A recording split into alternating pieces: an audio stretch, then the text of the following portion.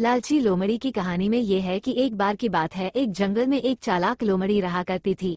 गर्मियों के दिन थे और वो भूख से परेशान होकर जंगल में भटक रही थी।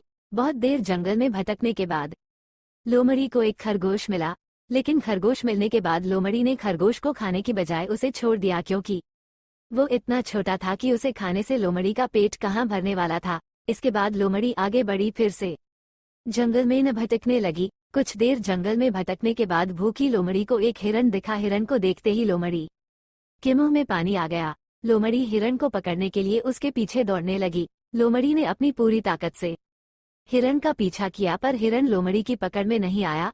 अब लोमड़ी खाने की तलाश में बहुत ही थक चुकी थी।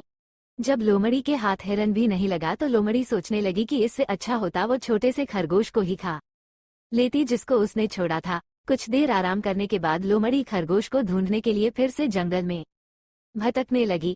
जंगल में खरगोश को ढूंढते हुए लोमड़ी वहां पहुंची जहां उसने खरगोश को देखा था, लेकिन लोमड़ी को वहां खरगोश नहीं दिखा।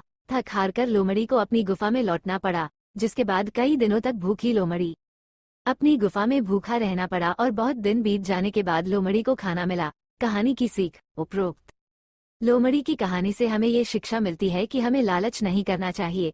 यदि लालच किए बिना संतोषी जीवन जीते हैं तो आप सुखी रहते हैं।